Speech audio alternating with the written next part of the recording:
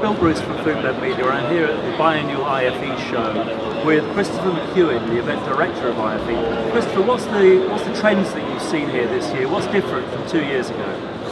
Well, we're getting a huge amount of imported, very, very high quality product this year. We're finding that the buyers from the major retailers that previously would have sent maybe just one or two of their buyers, suddenly they're bringing their whole teams because they want to look around the international product as well as the national product. Whereas previously we found it would be slightly more led by international or slightly led by national. Now it's a very, very global buying event, and we're very proud to be welcoming all the top high street retailers and the majority of the food service market, not only as the visitors that are walking around the show, but also as participants in our Meet the Buyer event, which we set up to facilitate.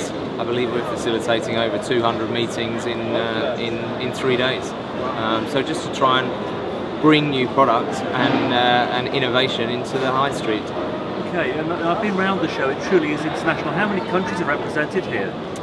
We have 30 national pavilions this year, and we have 51 countries represented. And I would imagine, and that's on the exhibitor side, I would think we'll have buyers from around 60 countries come in. So it truly has become a real hub of the food and drink industry, not just for the UK or Europe, but globally. And we're very, very proud of that.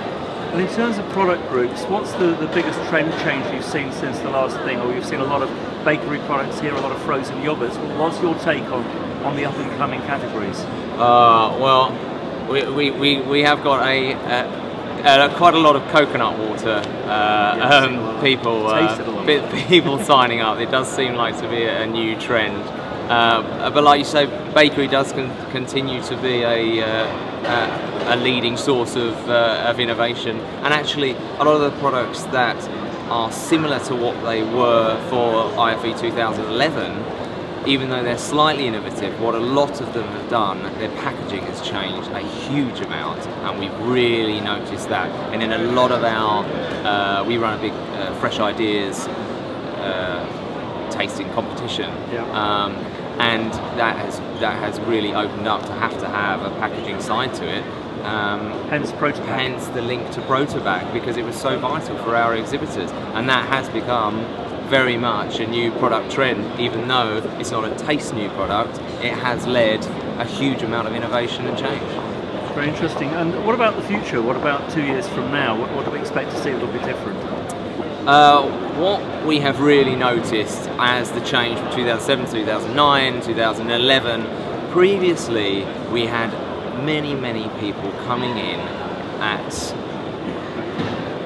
the smaller high street level. Suddenly we're seeing both convenience, food service, high street retail on the small convenience, small independent retailers, but now we're seeing a huge amount of buyers from international chains and retailers flying in and sending their whole buying team, and that has really changed. And if you look at the educational content that is involved in this year's show, the level of speakers, not just from the smaller convenience stores, but up to our newest grocery code adjudicator, or the lead of the Food and Drink Federation, or our Minister of Agriculture, spending time not just for 1 day but for 2 days at the show, dedicating Westminster's time to the importance of our food and drink. I mean, we have some of the best food and drink products in the world. We should be very proud, and the level of speakers that are now getting involved in IFE represents that, because the event is not just